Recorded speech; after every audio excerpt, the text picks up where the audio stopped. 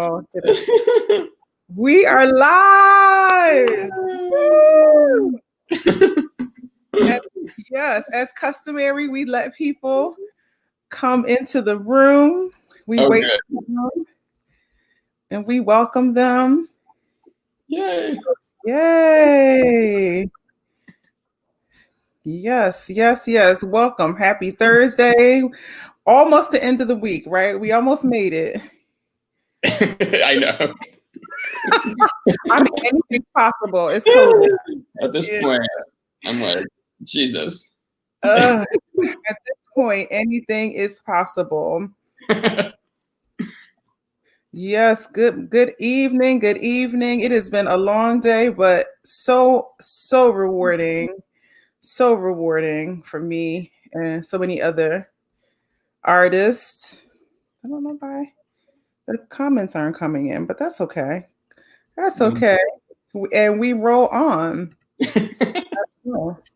Hello, I'm not getting your comments, guys, today for some reason. StreamYard is like, no. But I know my usuals are here. You see. Okay, hide. I'm gonna hide that. Yeah, I don't know. Okay, we're gonna just roll. Hi, Zach. Hello. Thank you. So happy to meet you. Listen, I look at your page at your picture every time you have, you do a review or an article, whatever, and to finally get, here we go. Here they are. They're coming in. Are they coming in? Okay, good. Yes. Hi, Abe. Abe, cut it out. Is he single or available? We're not going to start that. My fans are hot, honey. They're hot. Cheers. Yes. Happy Thursday. Happy Thursday. Yes. Hi, Jim. Yeah. As you guys know, share to your pages, share to your fan pages, share to your mama's pages. Your best friend. We got to keep the spirit of convos alive. Hey, Colin. Hey, Trees. Good. Happy Thursday evening. Well, I just want to say thank you all for coming back every Thursday. And thank you, Zach, for being here. When I reached out to you, you immediately were like, yes, I'd love to come on. And, I always get so nervous when I invite people, especially people of note. And although we've never met in person and just a few email exchanges, I said, you know what, I'm going to take this opportunity to invite him on. And so thank you for being here. Thank you for having me. It's a pleasure. Yes. We got some more people. Hi, Latanya Moore. DV. Oh my God. Hello, Latanya. Yeah. So anyway, we're going to cheers again. To Latanya, exactly. Yes. Cheers. So Zach, please tell the people where you're from and how you came into music.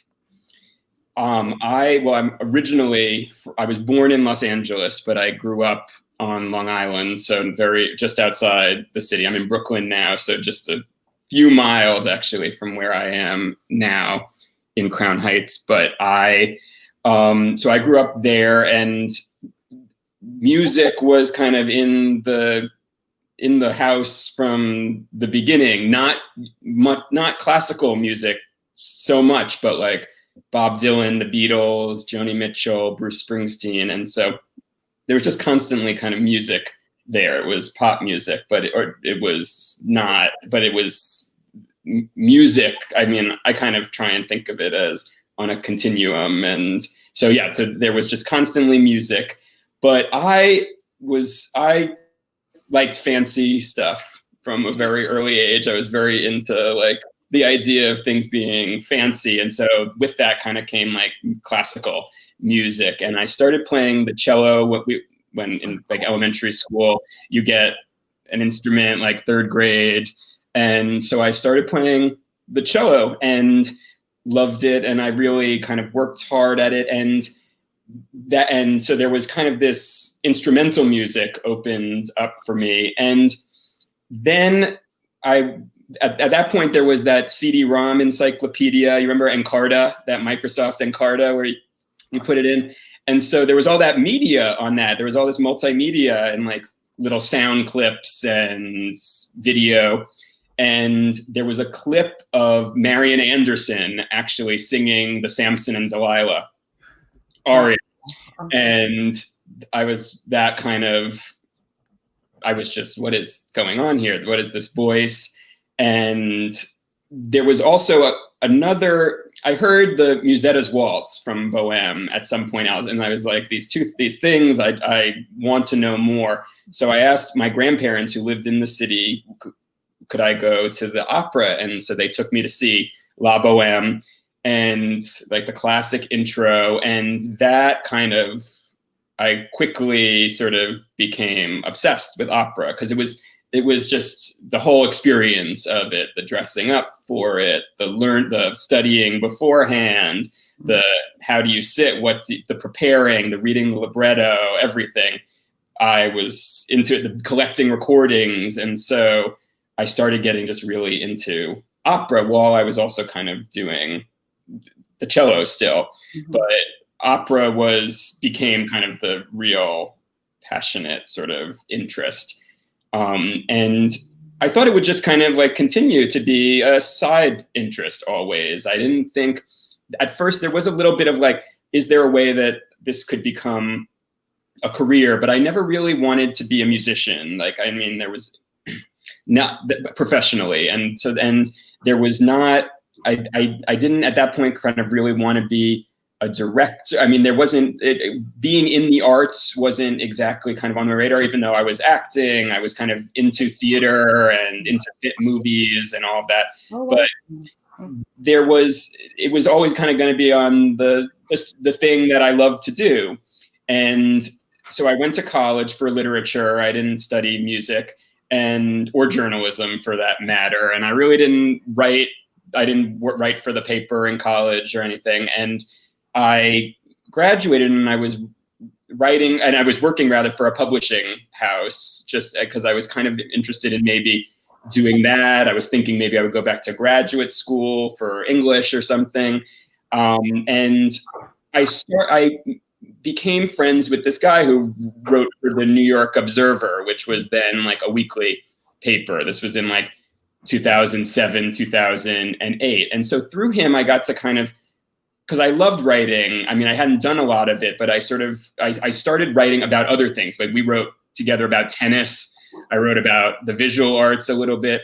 Mm-hmm. And I got to know this editor there who then became the editor-in-chief, and they were trying to revamp their culture coverage. And they were like, would you want to write something every week, like a column of some kind? And I thought, and I considered actually different options. And I was like, oh, would you want an opera column? And then like some weeks it would be a review, and some weeks it would be it could be a profile, and some weeks it could be news, or like it would just be like Liz Smith or something. Like it would just be like a space relating to opera. And surprisingly, they went for it. And so that was sort of how kind of just through having that interest and that somehow, and just that suggestion, it went from there. And like opera and classical music are such small, like it's a relatively small pond, like especially for journalism and the coverage of it.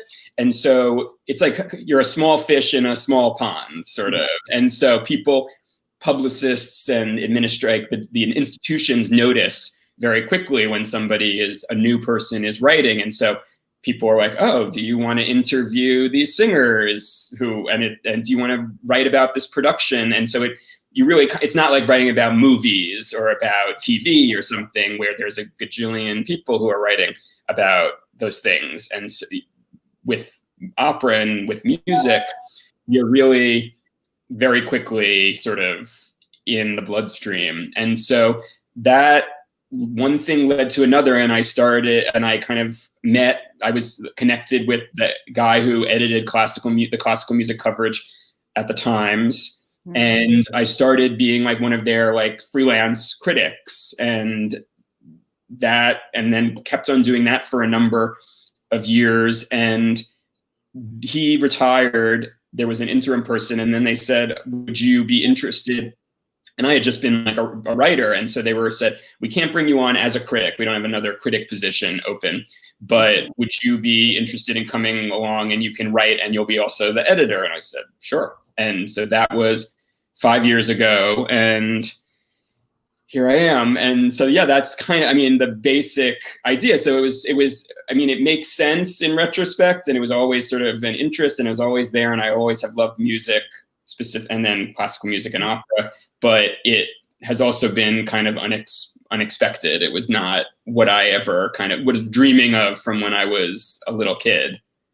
Right. I mean, everyone always asks me like, so did you always want to be an opera singer since you were a little kid? And I'm like, no. When did you decide? When I was about 16, I heard when I was 14 or 15, I heard my teacher in high school played Maria Callas singing Norma and Jesse Norman singing Isolde, because my choral teacher was a gigantic opera fan. Mm-hmm. And I was, when I heard Jesse sing the Liebe Stolz, we talked about that in our one of our emails, and it changed my life. I was like, oh my God, like I want to sing like that. And then singing Denise Graves sing Carmen at Opera Philly when I was 16, I was like, yeah, I definitely want to do that. And so that's how I fell in love with opera. But I like forever wanted to be a veterinarian. Like, no, never thinking I'd be a professional musician. Yeah. No, I think it can be like the way that a lot these things happen. It's sort of circuitous. Exactly. And I'm so glad that you mentioned the instrument cello, and it makes sense that cello, because it's the closest sound to the human voice. So it's the best instrument. Let's be real. It is. I played violin in the 4th grade, back when when education was something, where they had orchestras in every, school or whatever, or a string section, in every elementary school. And I was a shitty violinist. Like I said, given me the cello, I would have been like, right. Iki Ma, something. But it wasn't meant to be. So, you have to do what is given to you. Oh, yes, darling, I must.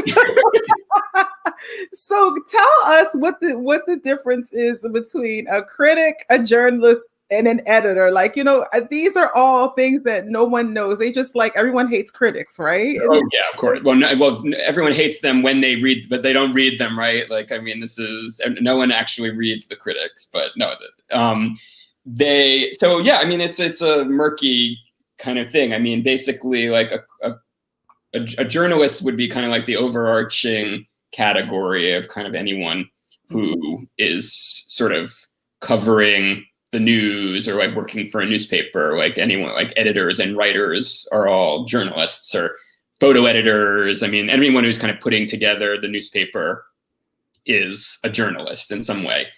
And a critic, I mean, that's a sort of, what is a critic is a simple and also like a kind of a complicated question. I mean, it's a kind of writer whose kind of primary mode, I would say, is a kind of judgment. I mean, not good, like thumbs up, thumbs down, but is about a certain kind of contextualization involving, or the idea of like kind of juxtaposing things or weighing what they're seeing, and a little more subjective than other kinds of I mean, subjectivity goes into, even if you're reporting on a campaign or something, any reporter you're a person, you're making choices in terms of what you cover, how you write about it, who you interview, all of this stuff. But you're not being kind of asked to say like, what are things good? Are things bad?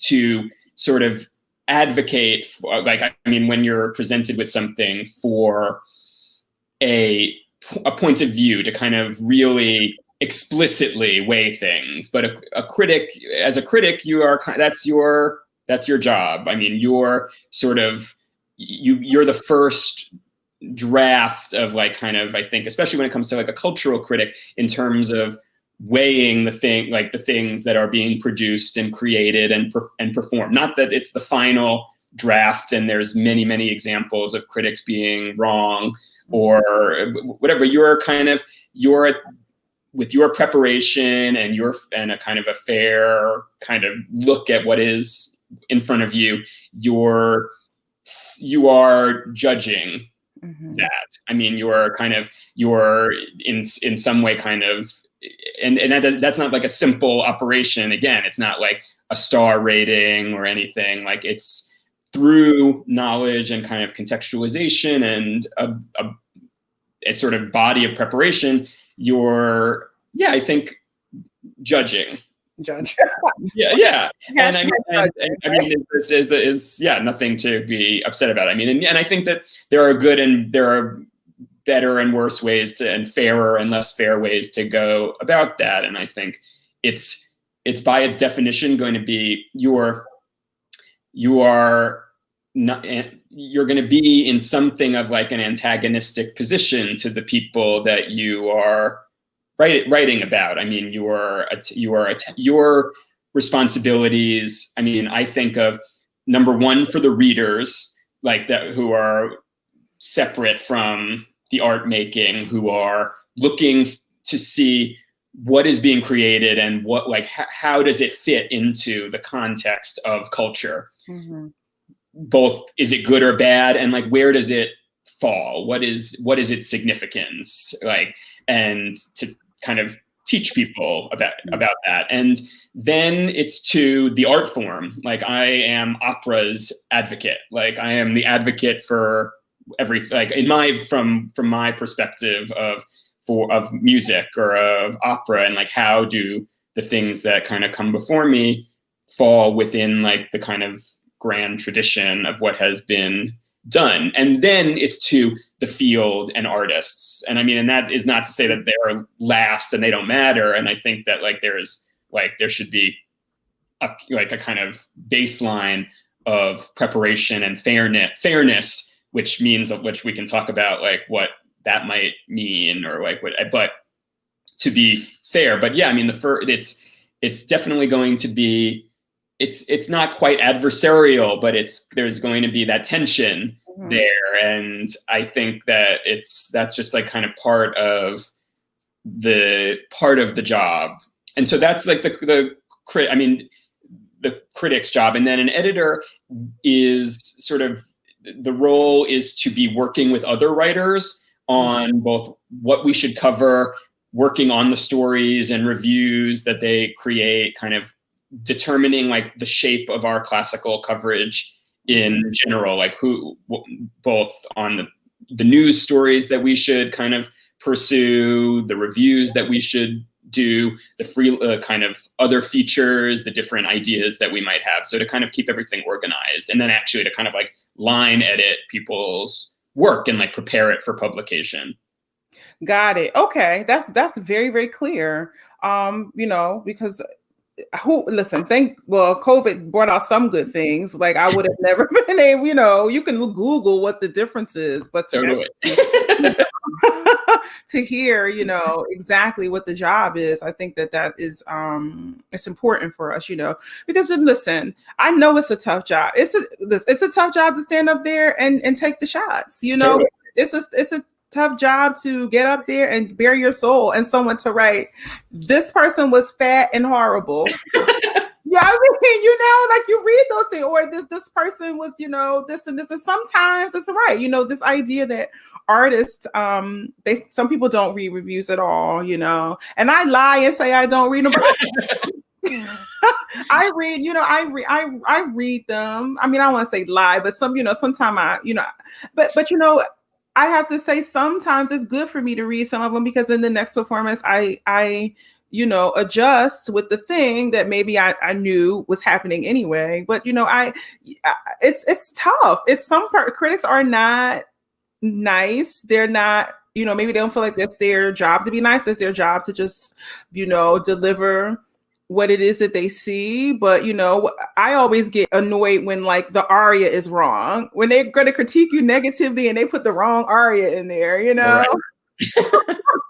Like, were you it's like, yeah, I mean, I think that there's like, I say fair, and like fair can mean a lot of things, or like kind of what I view as sort of going about the job fairly. And like that encompasses like both preparation on my end, not getting the aria wrong, kind of knowing what I'm talking about in a basic way, and then also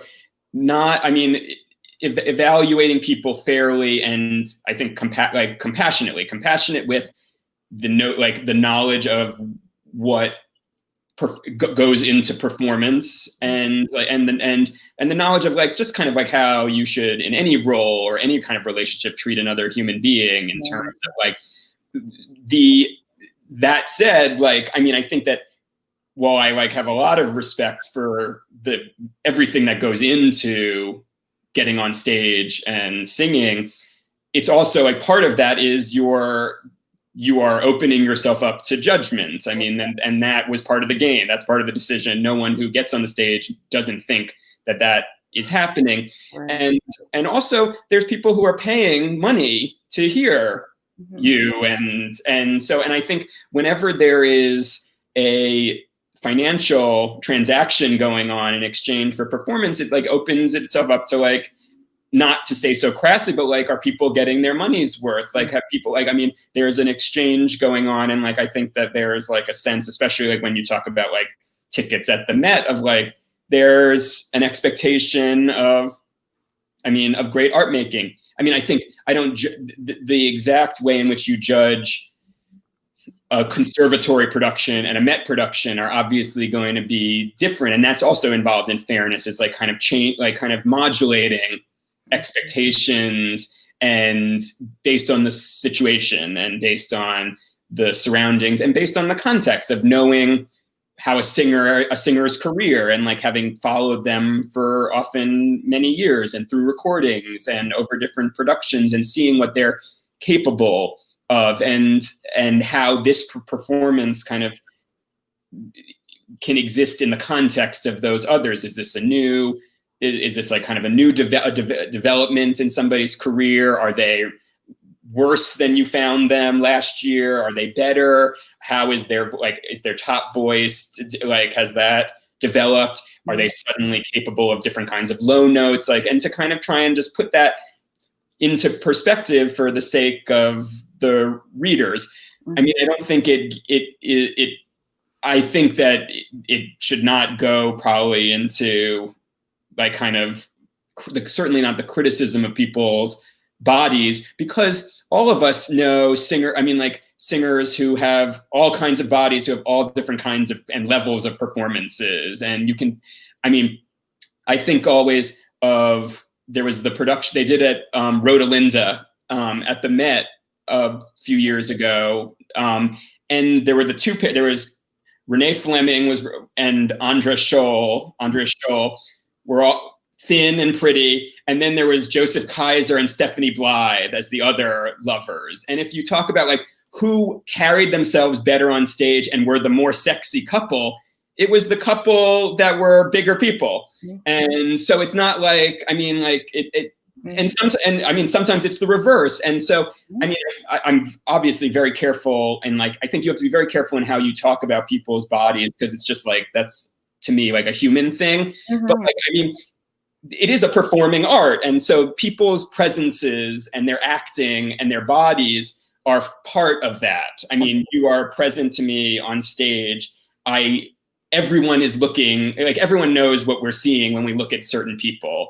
And so part of being a critic, I think, is to kind of like not pretend that those things are not there, or pretend that that's not happening, but to say what you want to say, what we're all thinking in a way, but in a way that is fair and compassionate, and actually is like about the work that they're doing, and is not to say that like large singers are like look horrible on stage or move horribly, but like to not ever mention anyone's presence or body or like, I mean, or any aspect of that is to me worse than fully explaining what you're talking about and contextualizing it, and like, and just being humane about it as well. I mean, some critics have not been like that to me, but I think that there are ways to do it that are fair in that like overarching sense of what is like, if the ideal is fairness, like I think that can be a part of that. Absolutely. Respect and humanity. Yeah. And the reason why I did the ooh was because, myself as a beautiful, plus size woman, and I know that I'm sexy. When I walk down the street, I'm sexy, and then you get on the stage and someone wants to, and someone has the idea that you're not sexy, so that you're not able to play, the same parts that other people are able to play. And I'm not saying me specifically, but I'm just saying right. In general, like, I would love to see a love scene and love stories with people who are, look like the people who are every day. And I understand the idea that it's theater and we're on the stage and everyone is supposed to be beautiful. But I mean, it's wanting to look, the very best that they can, but yeah. I mean, like, if you're going to the opera and you can't like imagine, like if you're an opera lover and yet you can't imagine that like that these things are possible with different bodies, then like it's about you, obviously, like, and your limitations and like your hangups. I mean, there's so much suspension of disbelief that is going on in any theatrical, in any artistic medium, but especially opera. I mean, it's like these people are singing on stage. Like it's like they're not there. And so if you want a compelling theatrical experience is important, like, and that is an integral part. And if that's not happening, then there's a problem with the performers or the production or whatever, and you should be able as a critic to kind of explain that. But to me, usually that is not that like, is it compelling or not, is not coming from the size of the performers or what they look like per se. It adds, I mean, there are productions that obviously like play with the bodies on stage and or like people are cast for different reasons. I mean, both because they are super skinny and because they are big, and like, and different interactions of different singers, and the chemistry will be different. And so to kind of like remark on that and to talk about how that might lead to the overall effect of the production is, to me, fair game. But again, like, I mean, we all know what is an interesting observation that helps us understand what theater is about, and a cruel comment. Like it's right. And right. That's a question of like, how do you write that so that it's interesting and true and humane and yeah, if you can't be humane, it's not maybe the nicest, the best job for you. Exactly. Yeah, maybe you should get a new job, and ideally it should be always about the voice, and yeah, but I mean, it's about I mean, opera is music theater, and so those things. I mean, like, and the theater is through the voice. I mean, it is created through and around the voice. Yes, I agree. Like, I mean, I there are like, whenever I write reviews, and like I'm very interested in like kind of more experimental productions and like the way like kind of regie théâtre, and that stuff is like interesting to me, and new approaches to pieces. And so and whenever I write about like a new production where the production is really the story, people will write in and say, you only spent like a paragraph on the singers, or you didn't talk about her voice. You spent like 1,000 words talking about the director and nothing about the singers. And I was like, well, that is sometimes like the story too. It's an interaction between the two. But I mean, yes, the voice, it is a vocal medium. Like it's going to be very hard to have a compelling opera production if you don't have real voices. Real voices, absolutely. Which is why we all fell in love with opera in the first place. I always say it's the grandest, it's the biggest, it's unapologetically, over the top. It should be unapologetically over the top, and embraced in that way. And you mentioned something about culture, and I want to talk about how opera fits into the culture.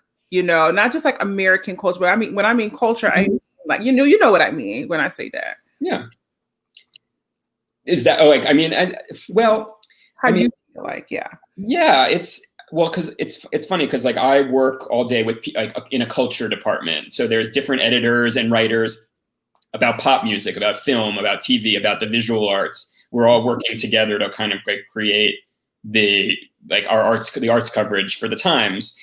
And so I'm like presented all the time with like the way in which classical music and opera kind of like interact within the different art forms. And I mean, it's certainly not a popular art. I mean, like in the way like that, like pop culture, you see like the way that that's disseminated, the support, like the money behind it, just the volume in terms of people who are exposed. And we can like, there are many reasons for that, but like it's a reality that it's just opera is not on the same kind of radar as, I mean, Game of Thrones or something like, and so the coverage is not that. However, like, I mean, and I think that I think of that as like a kind of a beautiful thing. I mean, like this is like, we're involved in like the preservation and the future, the continuation and the flourishing of this like kind of beautiful jewel of an art form, which is not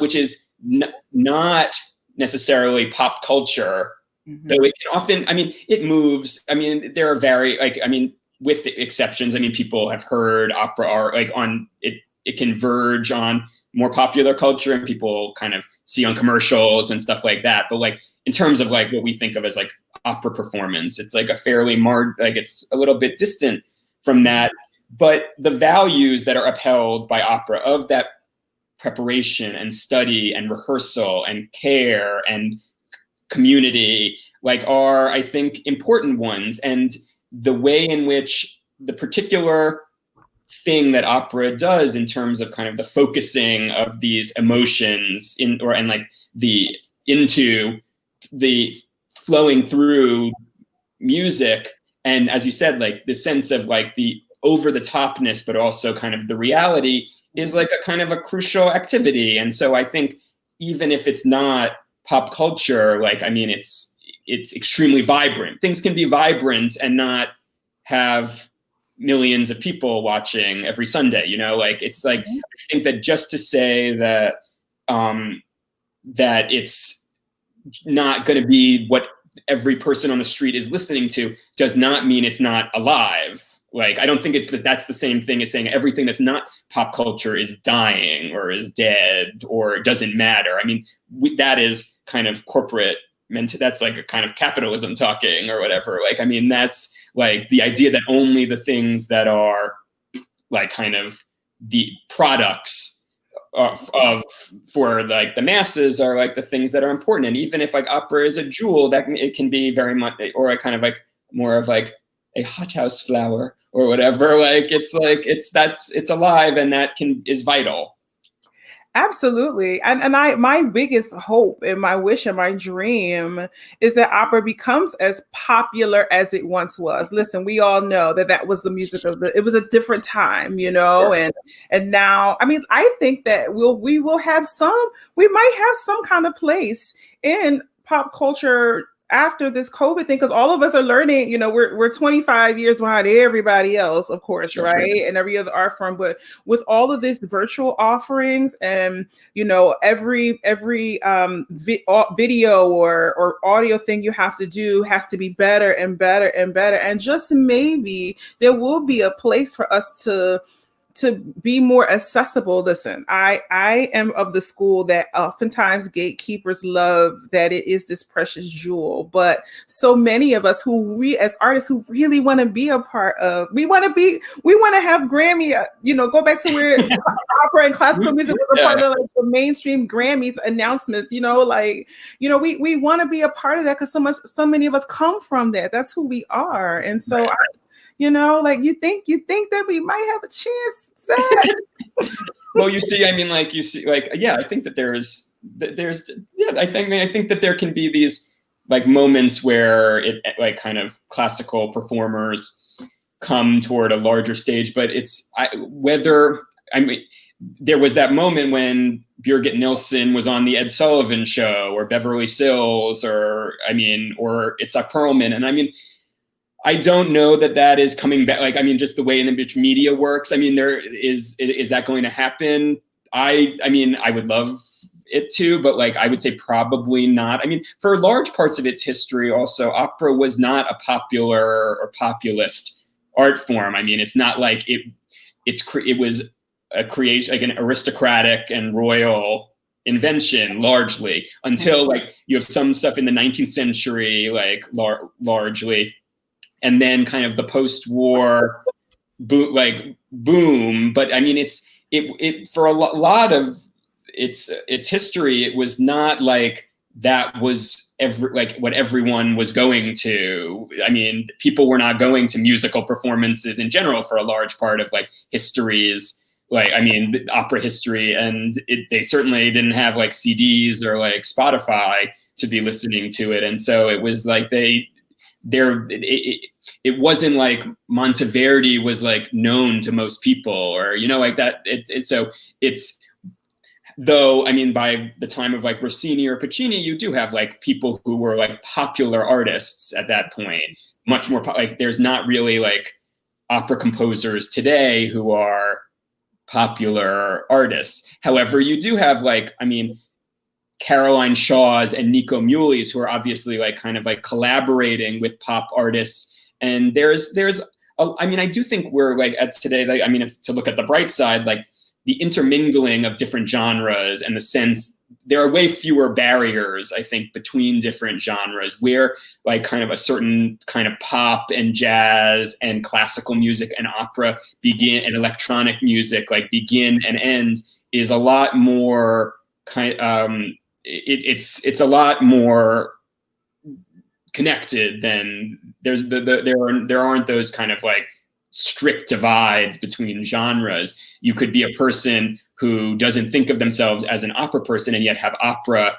on your playlists. Mm-hmm. Like, I think that there are people who are just more eclectic than people used to be. Like, you don't have to be like an opera lover to listen to opera sometimes. Mm-hmm. Right. Listen, when I meet people in the market and they're like, oh, you know, or if I'm with my dad, he's like, my daughter is an opera singer, you know, and I'm like, you know, can you just not tell everybody, because not everybody cares. But right. When you meet people, they're like, oh, I really love opera, or I've always, you know, been curious about it, but I didn't feel like it was for me, or, you know what I mean? And that idea. But, you know, sometimes I feel like the coolest people don't get picked to be like, you know, in the poster children for opera. So sometimes, and I please don't bash me, but sometimes I feel like the cool people who really could go across the line in mainstream don't always get the opportunities, or people who could really talk about how incredible this art form is don't get the platform to do that, and don't get the push. And that also goes into you know, how you as a critic, as an editor, how do you get to determine who's newsworthy and what companies are newsworthy, and are there artists and companies that you wish that you could push and promote and you know, and get the same kind of reaction?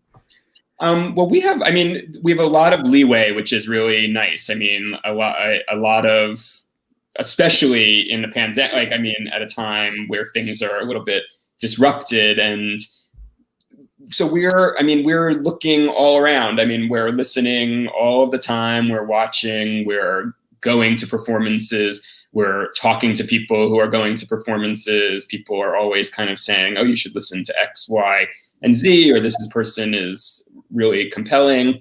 And yeah, so we're doing that, and then we're kind of making our determinations from there. I mean,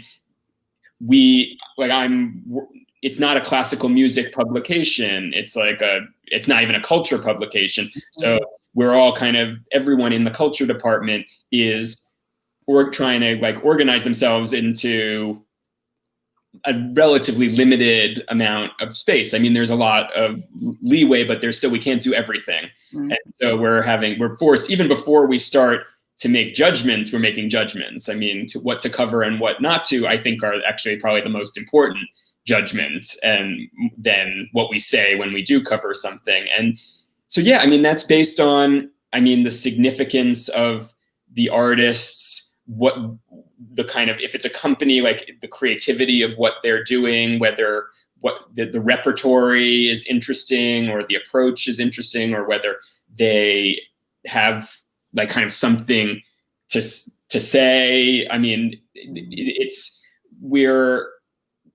thinking about, I mean, yeah, the artists that are, I mean, that are have something unique to offer, and you can tell, like, you can tell, like, very quickly. I mean, you said you were doing auditions today. You can tell in a couple of seconds if someone has something to say, like, and you can tell a lot even about the way that a singer, like, the choices that they make about repertory and recital, even before they start singing. You see if there is, like, intelligence there, and that there's unusual choices, that they're not singing everything that everyone has always sung, or that they're supposed to be singing. And so those are the artists and the companies that you're looking for, where there's, like, a sense of, like, somebody who is, like, kind of intelligence and artistry. I mean, then you need to deliver on that, and so I kind of put it across. But where, like, kind of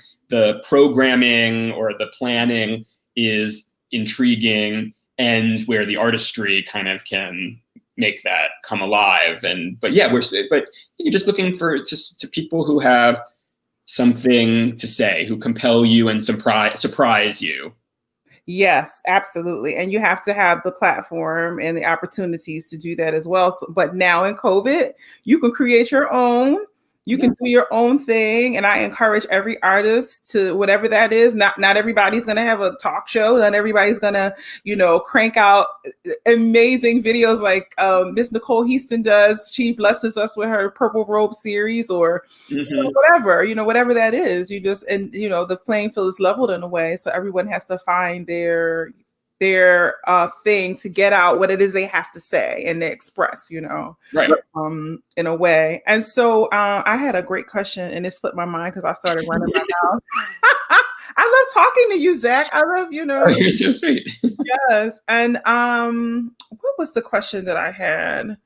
I think it was more, going into this whole idea of, like, promoting certain people, and do you get the sense, like, I mean, do you think of, like, the time, like, I mean, when you think of, like, the Times as classical or opera covered, I mean, I don't know always, I mean, people talk to me about, like, how it's perceived, or what I mean, is it the sense of, like, the same people all the time, or, like, I mean, I don't know what your sense is. I think sometimes, sometimes it is, and sometimes I would love to see more artists that bigger companies and bigger agencies that are not a part of that system, in a way, get the opportunity to get the spotlight, so that it can boost their career. Because oftentimes we wait for the company to co-sign, the Met, the big institutions, in a way, or that's someone who's only performing at the highest level,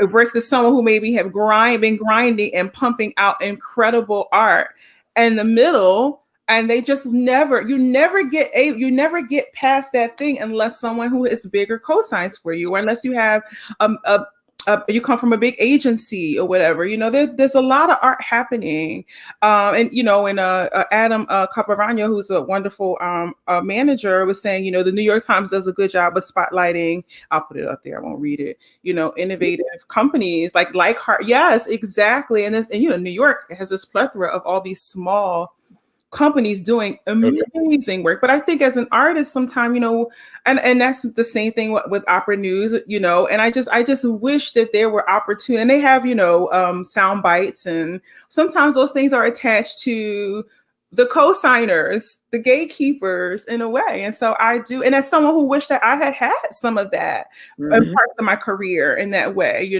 but again, you got to get through. You got to break through the ones who give you the permission to get the spotlight.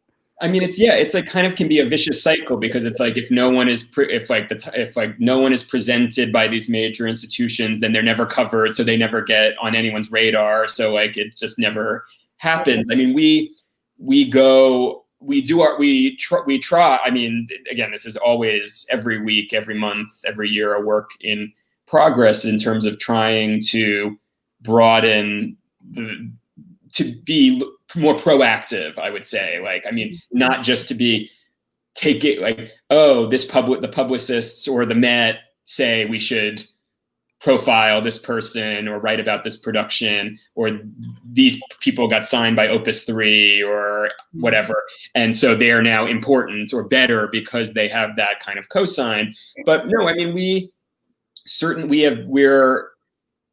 I think that there's a lot of people that are on our radar and who we try, and companies and smaller companies who we try and cover, which are not like that. I mean, Heartbeat being one of them. Loft Opera, we were kind of like passionately for, like, and from the get-go. And I mean, before it was a small kind of operation. We're Resonant Bodies Festival. I was there every year doing previews, doing reviews, trying to see, like, I mean, that's people who are like doing really interesting stuff vocally, their own work, the work of others, contemporary, like kind of really trying to stretch what vocal performance is. And so we're not there. I mean, and especially it has been different this year, but when the opera season is in full swing, we end up covering a lot of the Met, because there's a lot of the Met, and it's a lot, and it's every night, like, and Carnegie Hall and Lincoln Center. So like those major artists are people are major for reasons and are doing interesting work. And when I started like 5 years ago, and we have done, it's not just been me, but everyone at the paper, we've done a lot to eliminate what was just kind of like habit, I thought. And there was a sense that so much at the Met, the Met got perhaps overcovered, and like kind of like uniformly, and that everything got reviewed and everything got like, just that it was very dutiful.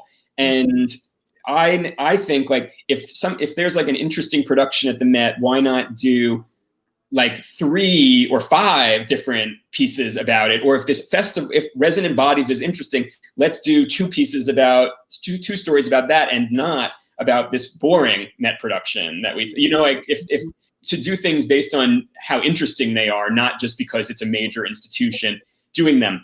It used to be the case that like if you did a solo recital at Carnegie Hall, you were getting a New York Times review. That is no longer the case. Even if you're Evgeny Kissin or Renee Flynn, I mean, you could be like a huge star, but like those are not, like, that's not part of the deal anymore. It has to be something like, I mean, it's now much more kind of curated, and that I think has been helpful to, I mean, I think it's sort of like, it's not perfect, but I think it has helped us get the space to like kind of do what is really interesting to us as writers and critics, rather than just what like is sort of handed to us as what is important by these other gatekeepers. I mean, I realize that we are gatekeepers as well, and sometimes the institution, like that institutional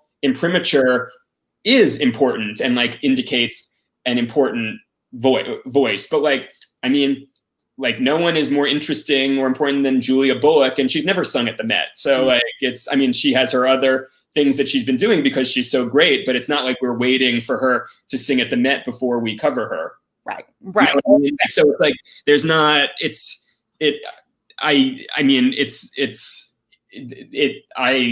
a lot of the time there are good artists who achieve that status. And so not to cover them just because they're at the Met would seem to be sort of churlish, but like we don't cover everyone who's at the Met. And I can tell you, they pitch us a lot of things and say, you really should write about, I mean, we get all like, it's not that we're writing based on pitches all the time. Like, I mean, because it would be impossible. So it's definitely not the case that we are, I think, just like kind of like passively accepting what is being chosen for us by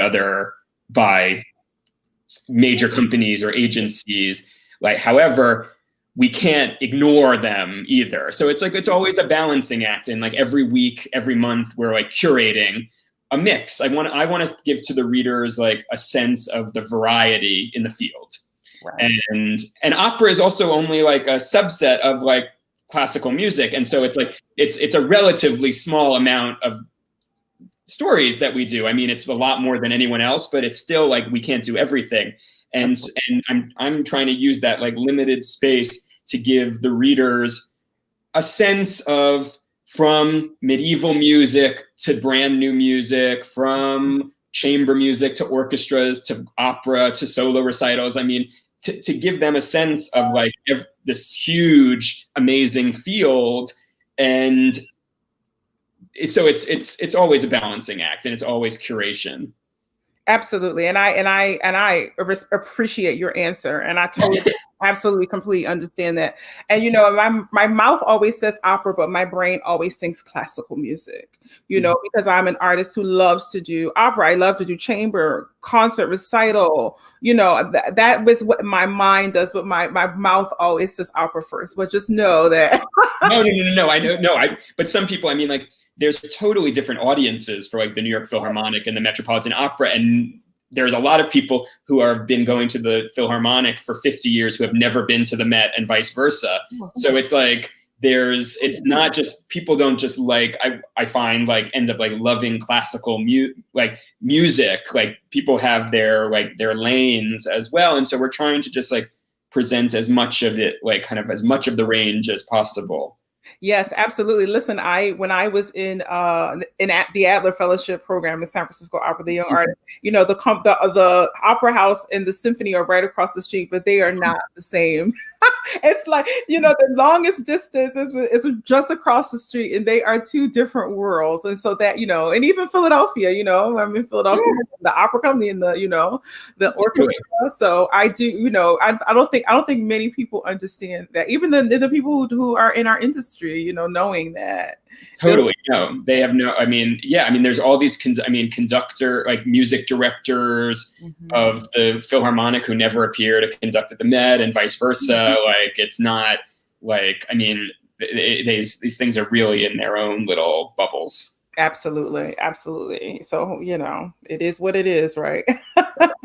So talk to us about this time of COVID. I am so fascinated to talk to you about this COVID, because the New York Times really like came through during this time when you start talking about the racial awakening in classical music, and anyway, the social justice, all the social justice movement. Oh, I can't even speak. And Adam, I'm so sorry for like butchering your last name. I have been running my mouth for 8 months, and my tongue is like, ma'am, can you just please calm down? I feel like I cannot wait until this Christmas New Year's break. But anyway, give it a vocal rest. Yes, yeah, exactly. It's like I can sing, but like speaking has been a thing. So I apologize.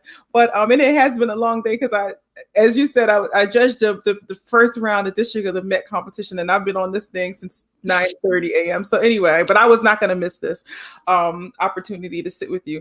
But yeah, so please, I want to talk about what this COVID has been like this time, and you know, for you personally, and also at your work. Mm-hmm. Well, my work has been here and at this table where I'm basically, I mean, like this, I've not moved a lot from this apartment. But yeah, I mean, from the get-go, I mean, it was clear that for culture, and for the performing arts, this was like a kind of like, I mean, just perfect storm of horrible things. And so, yeah, with the closure of all of these theaters, it became very, all of a sudden, we just needed to figure out what we were going to do to continue to cover classical music and opera. And there was the sense of, there were stories that came out of the pandemic, and what artists were doing, what was the impact, financial and artistic, on artists and ensembles, to kind of follow the kind of explicit, what was happening to people who played for the Met Orchestra and now or furloughed and have no salary. We did a feature on that. What was happening to freelance singers? What was happening to kind of like mid-size contemporary music ensembles? So there was like kind of like the strand that was kind of explicitly about COVID. And then it was like, what can we now do? We were doing pieces based out of recordings. Like, so if we might have done a profile of artists who were performing here, we now are like, oh, if they have a recording, we can still write it. I mean, which we had always been doing, but it kind of recordings were still being released because at that, like you're dealing with like a backlog of people who have recorded stuff a year in advance, mostly or more. And so that those were coming out, and that was a source of stories. And then we were kind of just trying to kind of connect people with music in general. We had this like kind of series, 5 minutes that will make you love X, Y, and Z, which you participated in one of those, which kind of bring us writers and then outside guests to kind of select their favorite excerpts on a certain theme, to say like, this is what I would play to a friend to make them love the violin or the cello or whatever. And so we've been doing one of those a month. And so that was kind of bumbling along. And then obviously there was the George Floyd happened, and that was a whole other thing, like a whole other story. I mean, as we would say, like a whole other strand of coverage that, I mean, became very urgent. And it was interesting because Michael Cooper, he's since been promoted, but was the classical reporter.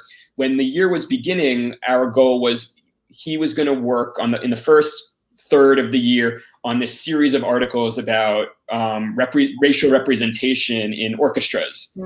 And that was because we had always talked about that. And this was like, there's going to be like 4 art stories about the different like kind of aspects of this problem, why orchestras are so like, I mean, why there are so few Black and why there are so few Black and Latino orchestra musicians. And then COVID happened. He was actually reassigned to be doing within the newsroom for a few months.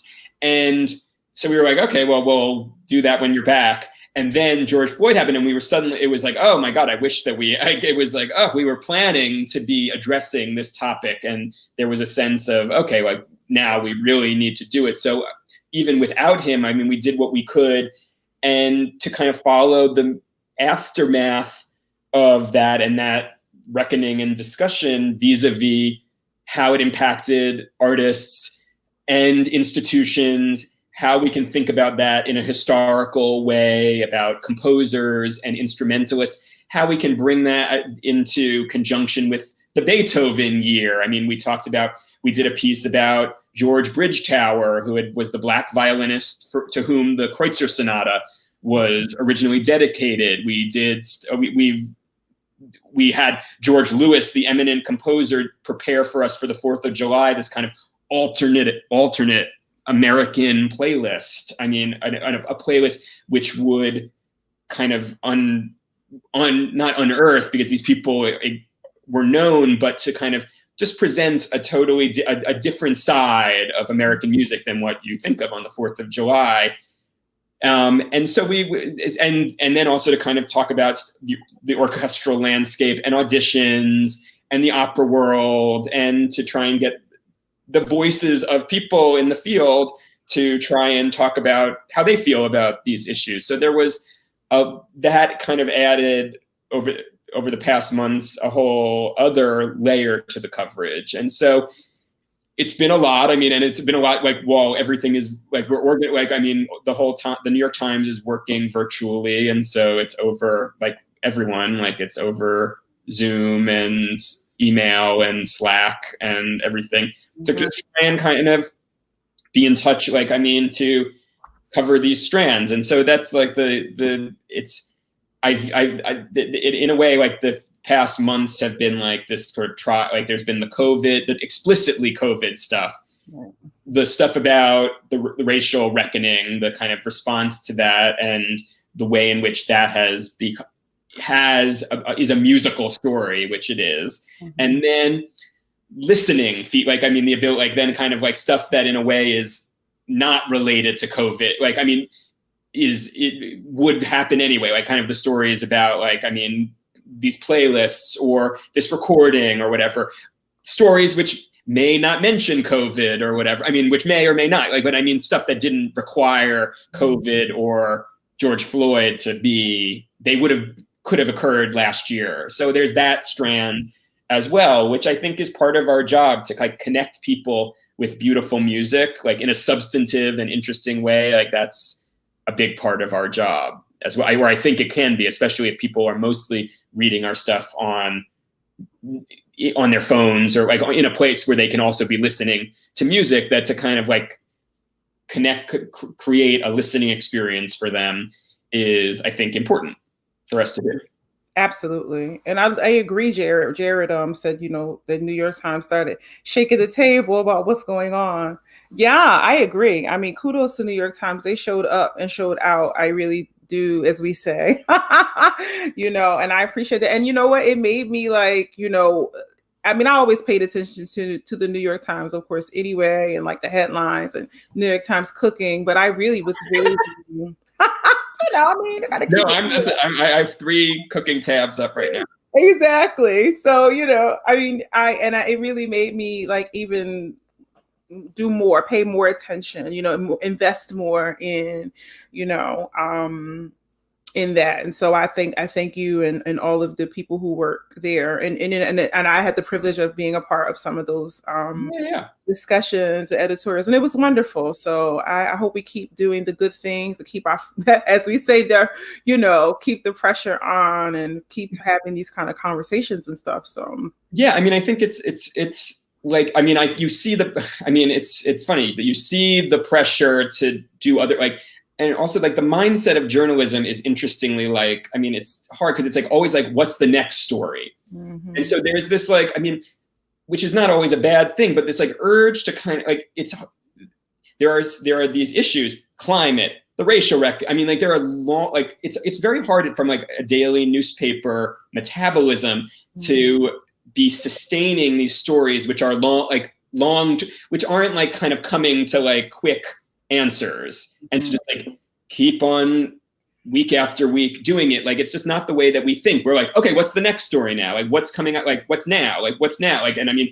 there's something really good about that. Like, cause it's a bit like, it is out of curiosity and out of like, we want to like find the next thing. But I think it can be a problem when it comes to these more fundamental structural issues where it's like, okay, like what do we do? Like, there can be a sense of like, okay, we did that arts and leisure cover. We did that stuff. Like, mm-hmm. We're done. Like, we did it. We said our piece. And like, it's that. And I think that every institution and every person is like in this mindset as well, which is like kind of going through how can we get into like the bloodstream more? Not that we have to like every month do what's the status of the race problem in classical music exactly, but that like, I mean, when it comes into just like the way that we cover the subjects we choose, the writers that like come to us and work with us, that like in that way, even when we're not writing explicitly about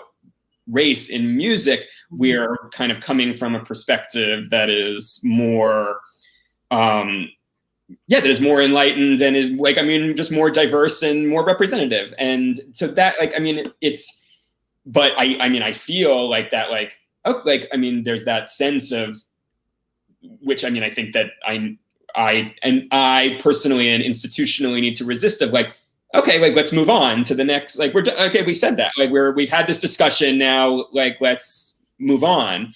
And how to keep having the discussion is a challenge when like newness and a new story is like your bread and butter. And so that, yeah, I don't have like a good answer for like what that will look like exactly and what like it, but I hope that, I mean, people will I hope also help us and like kind of say you suck or like you should be doing X, Y, and Z or like or any of that. Like, I mean, hopefully nicely, but not nicely is fine. So can I review you? No, I'm Listen, the day you write a review about me, just put me a little note and say if it's not good, just be like, girl. Exactly. Maybe this one you shouldn't read. Right. Don't read this until New Year's Eve when you're drunk and you're Exactly. I would appreciate that. Talk to me about I know you talked about the grand traditions, and I would love to hear how you feel about the future and like new work, because I think that, the future will include many, many new work and many, many. Okay, before I go into that, I want to say, is your office diverse where you are? Is there a lot of diversity? The culture department of the Times is diverse and is growing more so all the time. Like, and I mean, and I think is there. The classical team, the core classical team is not, is like, that, which is, is not great. And is not cool. We have so there's on staff, there is actually, we're currently searching for a new reporter because Michael Cooper, who had been in that role, he's now an editor within the culture department. Mm-hmm. And so open position. So who knows? Come on, people. You know how we do in convos. We give people jobs around here. So call somebody. Patrick, I see you on here. Get some applications in there. So we have, and then there's me. I'm a gay white man. There is a kind of another editor who works a lot with classical, a gay white man. And then there's a chief critic, Anthony Tomasini. So that guy, Josh Baroni, Anthony Tomasini, a gay white man. And so we got the sexuality thing covered. So that is great. Very fully representative. But no, it's not ideal. And so then we have 3 regular freelance critics, 2 of whom are white men and 1 of whom is a white woman. And so it's not super, I'm not overjoyed at that. We have had in terms of freelance contributions, it's way, for me, the post George Floyd period, that's, front of mind is kind of trying to find writers who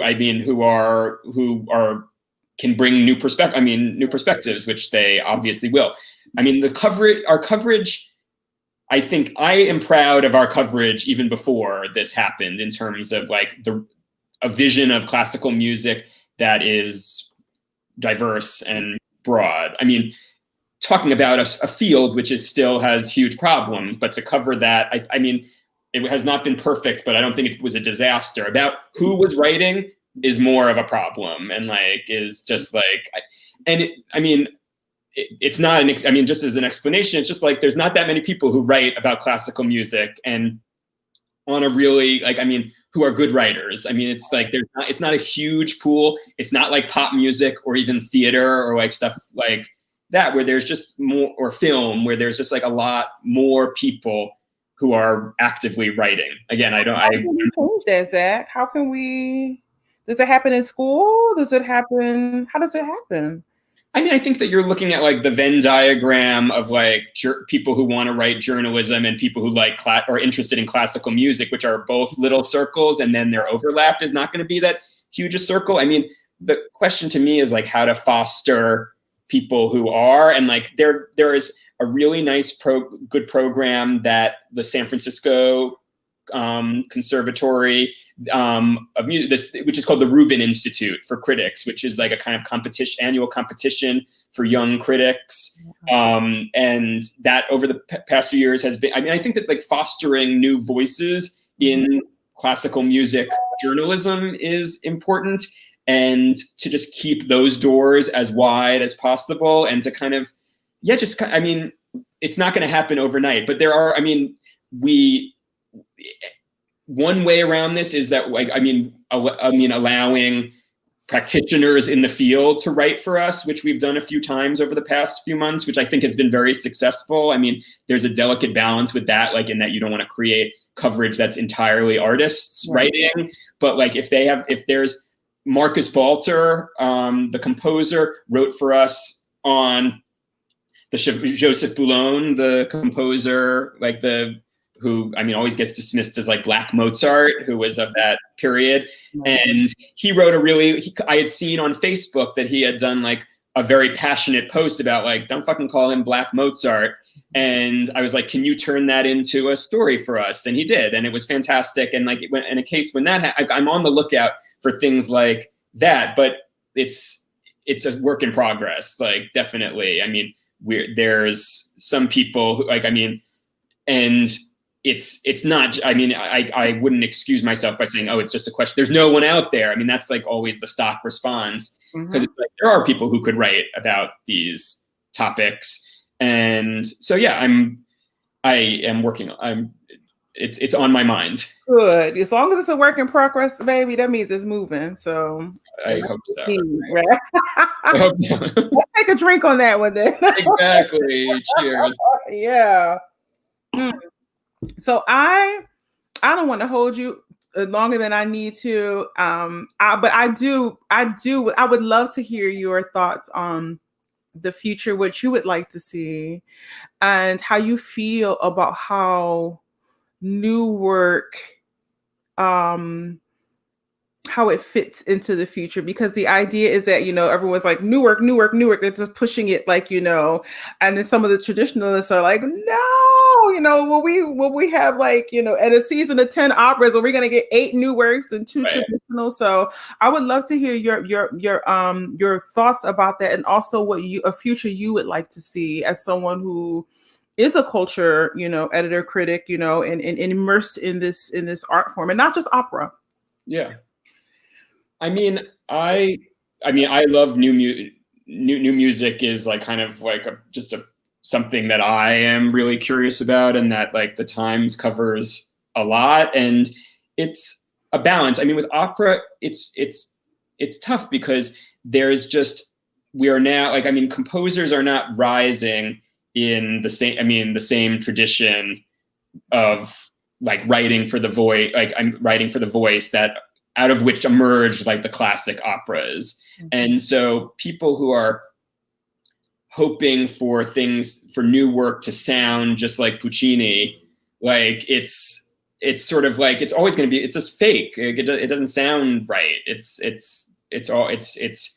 not the way in which people write today. It's not it doesn't feel like kind of vibrant music. But I think that there are composers who are doing really interesting things in the operatic, in music theater. And I mean, and I go every year to the Prototype Festival, which is in New York every January, which is more about like small. I mean, I think a lot of it is with size also. I don't think a lot of composers are thinking of like, they're not growing up being like, oh, how can I write a piece for the Met?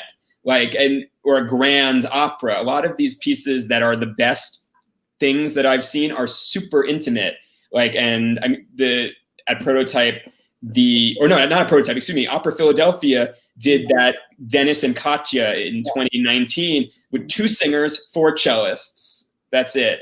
And it's as good, like, I mean, it was an amazing piece that, like, I mean, spoke, I mean, everything that opera should do. I mean, emotion and plot through music. I mean, like a story, like it is a theater work in which the voice and music are kind of guiding the drama, and however abstract it might be.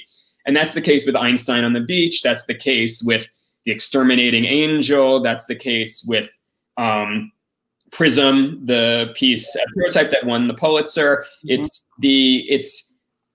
These are very, very different pieces, but they're all like, I mean, about telling a story through music and vocal. I mean, I think all the time of this Ted Hearn opera called The Source, which was a kind of like oratorio opera that he did about Chelsea Manning and WikiLeaks. Oh. And they presented it at BAM, and it was just, I mean, it was really, what you saw was just screens, and like it was very abstract, and the singers were kind of behind, the audience was facing each other, and like the singers were behind, so the singers were not really like on stage or present. But this was, and you really didn't have there was no theater production other than some filmic elements, and yet this was totally opera. This was music and voices making a theatrical event happen, and the music was what was propelling that through primarily. And so, I mean, that is doing the same thing that La Boheme does. I mean, even as they couldn't be more different, but it's like the same thing. So I think that impulse of people to, the music is not the issue. I mean, I think that there's amazing composers, there's incredible performers, vocal music, and obviously like kind of instrumental music of all kinds. So it's not a question of like people not like having stuff to say or having interesting music. The future is about like the problems with institutions and like the costs of presenting it in certain contexts, and institutions that were formed in a very particular like social and economic context, which whether they can survive in another one. And like, I mean, when we talk about like big opera companies and symphony orchestras, you're talking about just an ever increasing difficulty in terms of like making ends meet. That doesn't mean that like opera is dead if the Met is in trouble. Like, I mean, I think that there can be there can be a real confusion of institutional health and artistic health. And I think that the problem can be, I mean, there's nothing wrong with violinists, or with composers. Like, there's stuff that is wrong with orchestras. Right. Absolutely. Oh, you better preach today on this Kiki Conversations. It's so true. It is so true. Yeah. Yeah. Zach, I adore you, and you have to come back. Oh, I would love that. Yes, you have to come back. And you have to come back. So we can further this I conversation. know, another glass of wine. I know. And I was talk about my hot husband who's upstairs. He normally refills my glass. He's tired, honey. He's so tired. And I get it. I'm tired too. But is there something that you want to leave us with? Because I always try to ask my guests to leave the audience with something that they can, take away besides this amazing interview. Interesting. No, I mean, I think that to me, there was a period right after the lockdown began when it was a little bit, I'm almost like ashamed to say that there was like a relief in not being like out all the time, out every night, like having to go to work. Like it was just like finally could like relax and cook and stay at home. And yet now I find myself like kind of so missing being in an audience and listening to music. And so I hope that people will kind of like that this has sharpened both people who do it and people who listen to it, like the sense of what music can be and what it does for us. I mean, in terms of just like stimulation and social connection and thoughtfulness and beauty, and that is not meaning. That's like you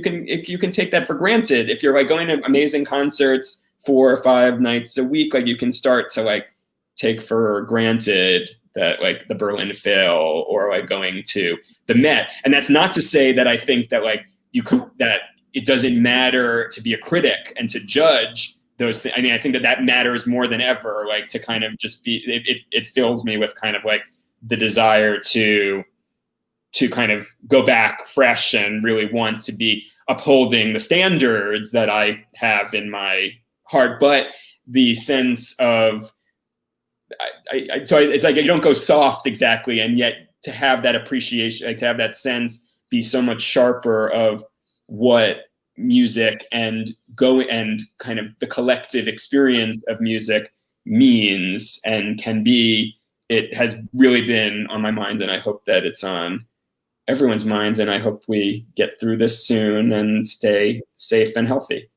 Absolutely. On to the theater, safe and healthy, vaccine, everyone, sitting next to each other, crying on the first performance that we all can get together. And amazing. Yeah. No, it's like, definitely. They announced yesterday, I had to write up in advance the Salzburg Festival plans to go ahead with the kind of as if it is back to partying like it's 2019. And so so the thought of like being in Salzburg or like going to the Met or going to the Paris Opera or like, I mean, the Scala, I mean, to just be in these places and to have a full house and that energy is, and the people in the lobby complaining about the singer and everyone looking like kind of saying, oh, she cracked on her high note and being bitchy and the whole thing. I miss it all. Yes, and well, I know you're out of your alcohol, but I'm finishing mine. So cheers. Cheers. To all the complaining, right?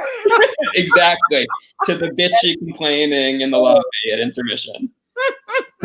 That's the best part. That's what we're all here for. It's a bitching and complaining in the hallway, Lord have mercy. Exactly. No, and to just be the mean ushers. No, it's always at Carnegie Hall. It's always the people who like they let in that one person with the like who stumbles down the aisle like as the conduct like as the downbeat like, and it's always like Lemaire or something like something unbelievably quiet and beautiful, and like somebody is like, yes, we need that. This is what exactly. I miss that. You won't cut dirty looks at the person who does that when we come back, right? No, they're my hero, I think. You're like, yes, winning. We're back. All those frustrating things seem so nice. Yes, exactly. You're like, oh, come on, with the lady, shh, in the middle of the symphony or whatever, or the quiet moment in opera. But anyway, thank you, Zach, so much for sharing with us. You are welcome to come back anytime, but we're gonna plan something real nice for 2021 for sure. Thank you all for tuning in. As usual, my Convos crew, y'all come through every time, and the chat was lit today. I have to say, you have to go back and read some. You guys know the drill. Share with someone who you feel like needs this, someone who you feel like should know what's going on, and just share, because we are growing and we're expanding. And I just thank you all for coming back week after week. Next week, we're going to start a little early because we have the wonderful soprano Elizabeth Llewellyn coming to us from the UK. And she's my sister friend, and I can't wait to hear her story, because I'm sure it's a beautiful, beautiful story. And I'm so happy for her. I'm proud of her. And I've always been a fan, even before she knew who I was. So I'm excited for that. Zach, stay on. Don't go anywhere. And I will talk to you all. And there's some questions in there. Maybe y'all can answer each other's questions, or whatever the case. Talk amongst yourselves. Hey, talk amongst yourselves. Anyway, I love y'all, and I'll see you next week. Okay. Bye.